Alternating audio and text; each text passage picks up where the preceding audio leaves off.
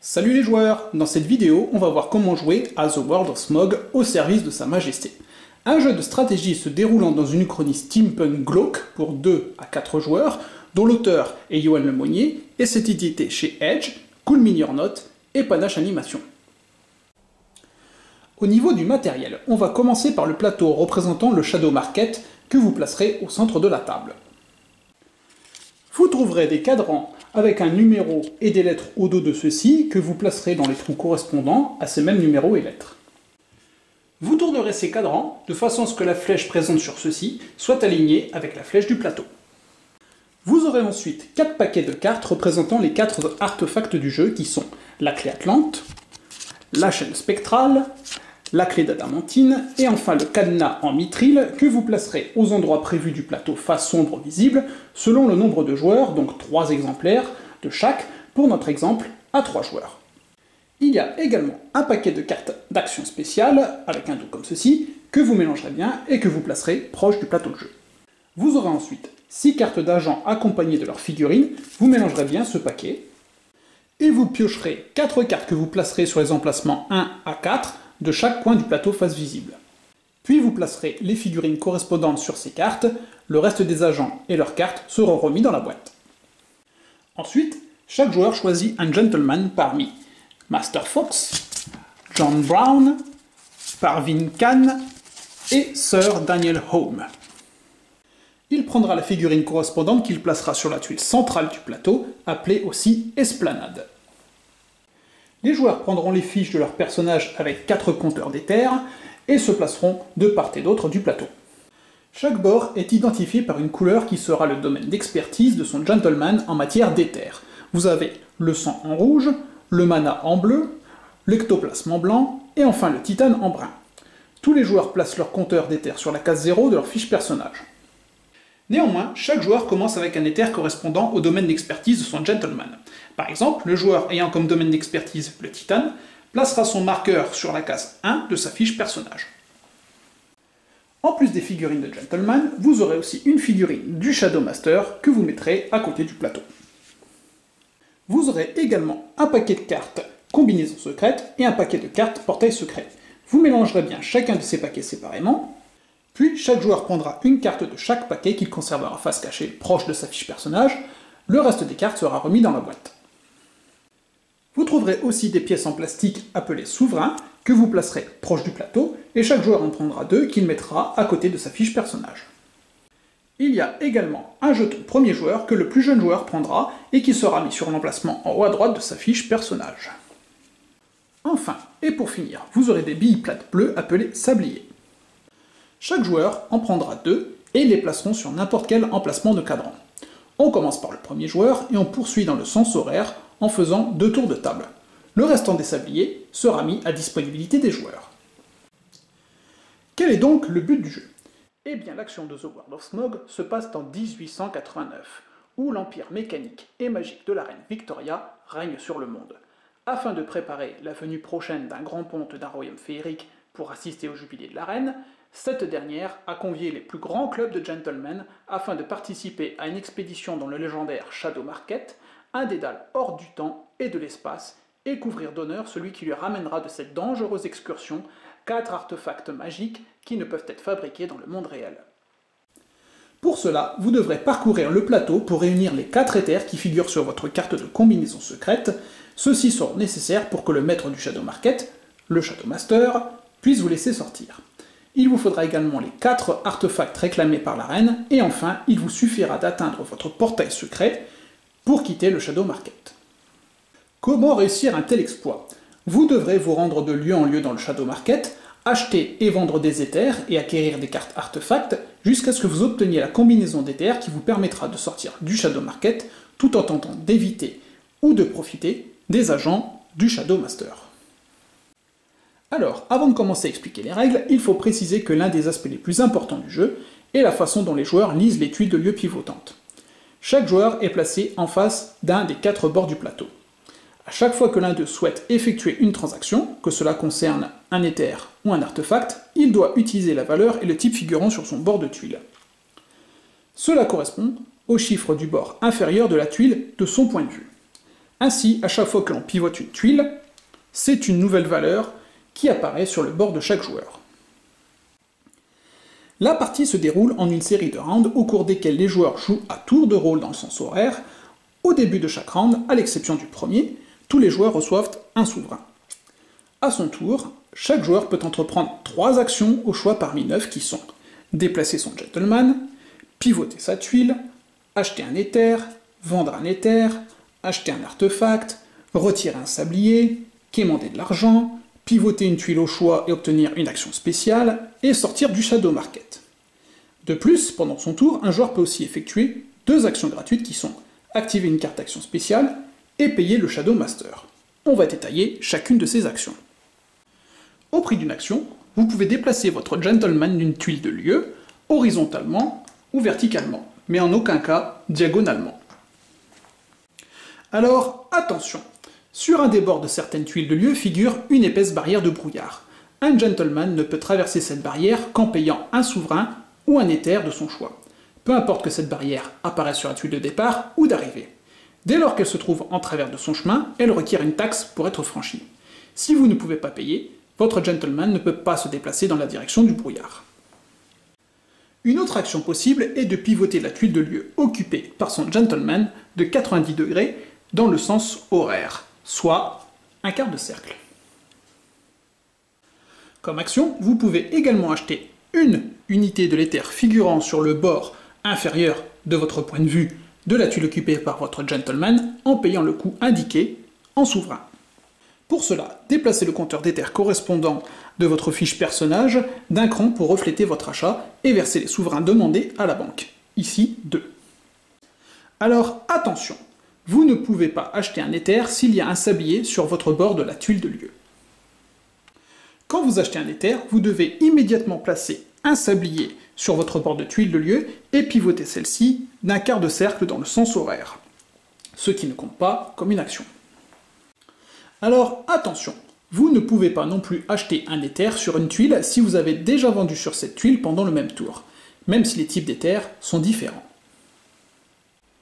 Vendre un Ether est aussi une des 9 actions qu'un joueur peut faire durant un round et est similaire à l'achat d'Ether, sauf que cette fois-ci, vous reculez le compteur d'Ether correspondant sur votre fiche personnage d'un cran pour refléter votre vente et prenez les souverains correspondants à la banque, c'est-à-dire 3 dans cet exemple.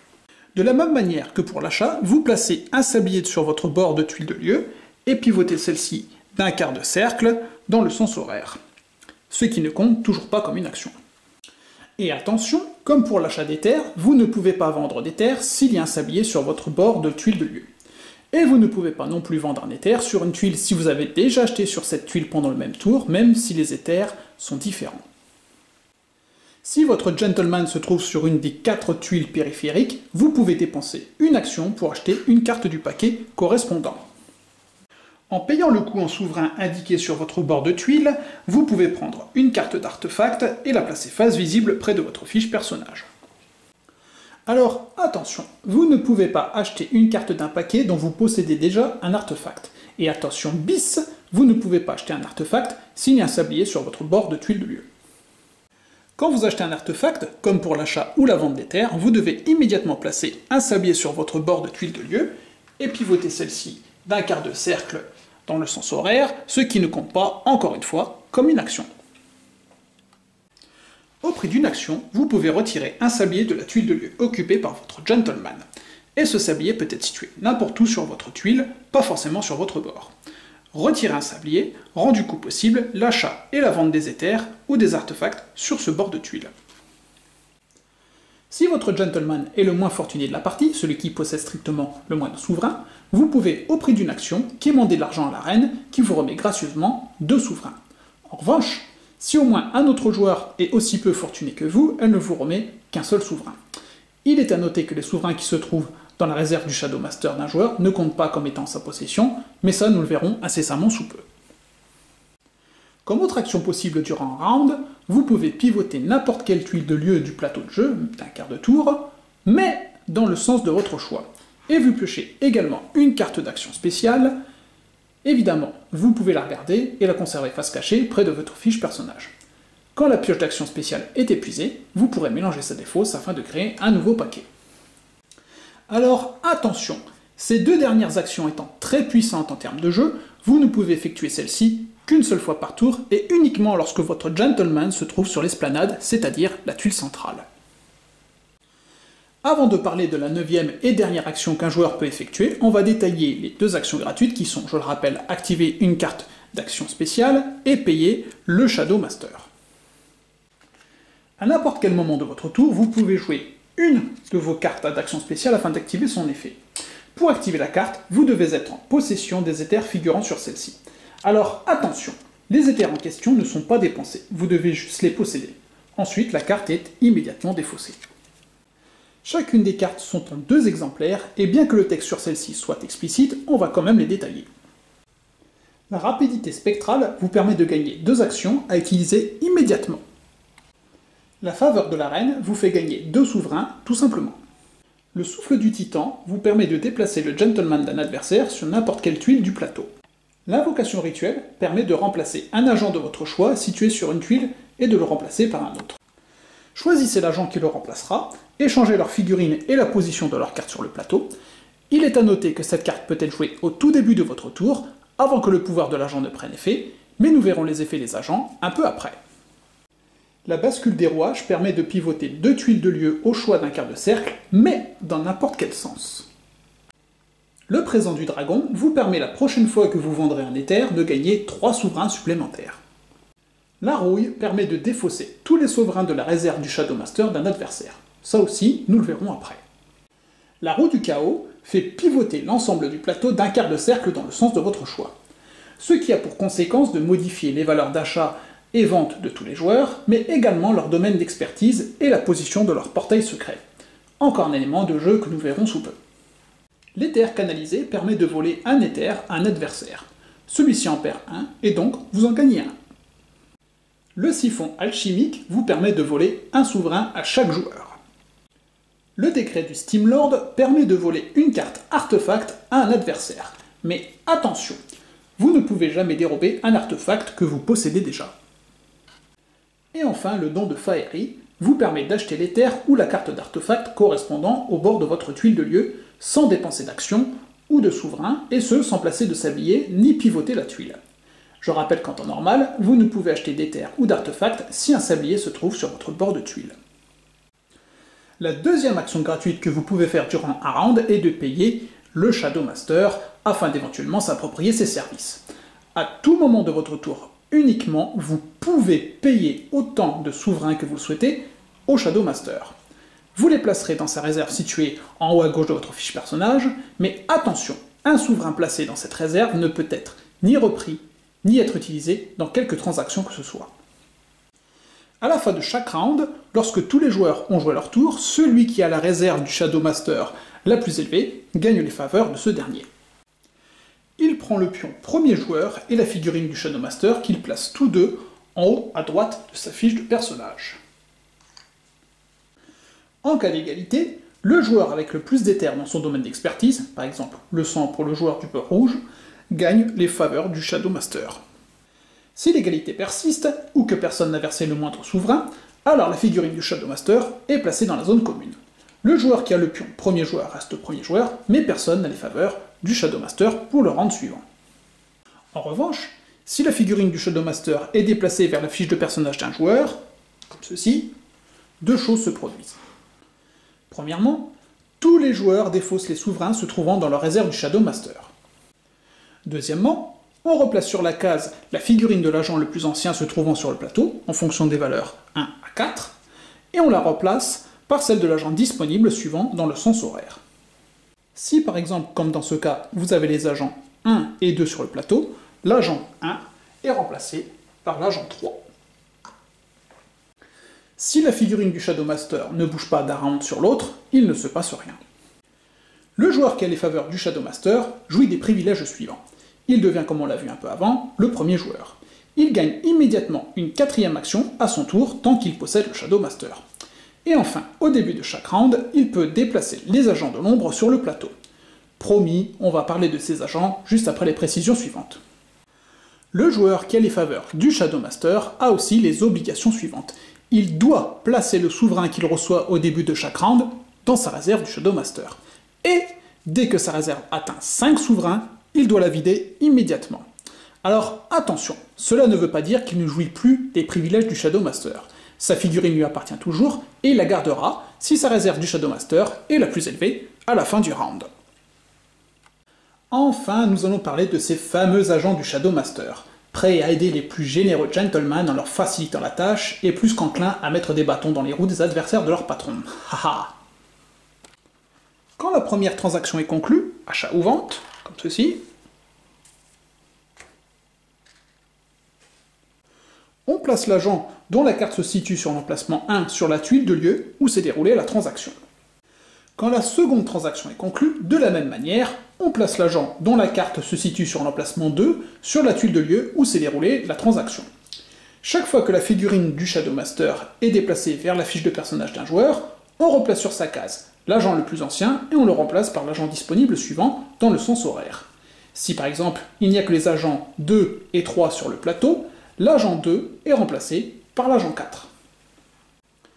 Au début du round, le joueur qui a les faveurs du Shadow Master peut déplacer tous les agents du plateau. Chaque agent peut se déplacer d'une tuile ou de 2 tuiles dans une partie à 2 joueurs, et c'est la seule règle exceptionnelle concernant ce mode, dans n'importe quelle direction, mais pas en diagonale, comme les gentlemen. Alors attention, les agents ne peuvent jamais pénétrer sur l'esplanade, mais les barrières ne les gênent pas. Le joueur qui contrôle les agents peut accroître leur déplacement s'il le souhaite en défaussant les sabliers de leur lieu. Pour chaque sablier défaussé sur la tuile où il a commencé son déplacement, l'agent se déplacera d'une tuile supplémentaire. La défausse de sablier de cette manière est une action gratuite. Les sabliers ne peuvent être défaussés que sur la tuile où l'agent a commencé son déplacement, pas sur les tuiles traversées. Si des sabliers sont défaussés pour accroître son déplacement, l'agent doit se déplacer du nombre total de tuiles possible, mais sans revenir sur ses pas, au même round. Par exemple, la sorcière est sur une tuile de lieu avec 2 sabliers au début du round. Le joueur qui a les faveurs du Shadow Master peut défausser ces 2 sabliers pour déplacer la sorcière de 2 tuiles supplémentaires pour un total de 3 tuiles. Il pourra aussi se contenter de n'en défausser qu'un pour que la sorcière se déplace de 2 tuiles, ou n'en défausser aucun pour que la sorcière ne se déplace que d'une tuile ou reste à la même place. Dans le cas où personne n'a les faveurs du Shadow Master, les agents ne se déplacent tout simplement pas. Chaque agent propose un effet différent, affectant soit la tuile de lieu qu'il occupe, soit le gentleman qui commence son tour sur la même tuile de lieu que l'agent. Pour la sorcière, si celle-ci est sur la même tuile que votre gentleman au début de votre tour, vous devez entreprendre une action de moins ce tour-ci. On passe donc de 3 actions à 2. Pour le dandy, si celui-ci est sur la même tuile que votre gentleman au début de votre tour, vous perdez un souverain. Si vous n'en avez pas, il n'y a pas d'effet. En ce qui concerne le docteur, aucun joueur ne peut acheter ou vendre des terres ou de cartes d'artefacts sur la tuile de lieu occupée par celui-ci, mais les autres actions ne sont pas affectées. Quant aux marchands, tous les prix d'achat sont réduits de 1 souverain sur sa tuile, mais pour un minimum de 1 souverain. Il offre également un souverain de plus pour chaque vente que vous effectuez sur cette tuile. Plutôt cool, non? Le gardien des portes permet au gentleman situé sur la même tuile que lui de pouvoir dépenser une action pour se déplacer vers n'importe quelle autre tuile de lieu du plateau. Et enfin, pour le garçon égaré, la tuile de lieu sur laquelle il se trouve ne peut pivoter sous aucun prétexte et ne peut être utilisée comme portail secret. Alors attention! En cas de conflit entre un effet d'un agent et un autre effet d'un agent ou un effet de carte spéciale, l'effet qui l'emporte est toujours le plus restrictif. Par exemple, le docteur empêche tout achat ou vente sur sa tuile. Ainsi, la carte spéciale Don de Faerie, qui octroie un achat gratuit, ne peut pas être utilisée sur cette tuile. Et maintenant, voici venu le temps de parler de la dernière action qu'un joueur peut faire durant son tour et qui ne peut être faite qu'une seule fois dans la partie. Sortir du Shadow Market.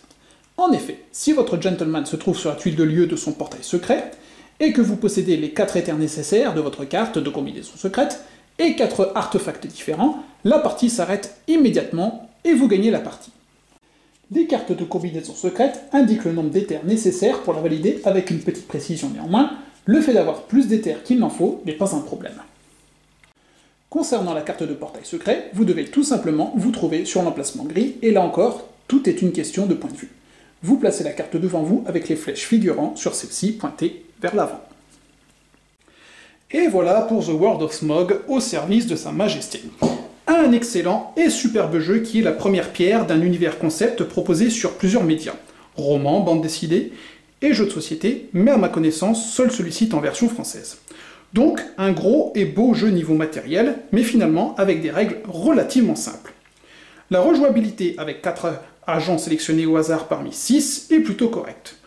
Le jeu à 2 joueurs est viable, mais c'est à 3 ou 4 joueurs qu'il révèle toute son essence, et c'est, je dois l'avouer, plutôt chafouin. Bref, un magnifique jeu trop méconnu à mon avis, mais que vous pouvez encore vous procurer, neuf ou d'occasion. Voilà, merci d'avoir regardé jusqu'au bout, à bientôt les joueurs.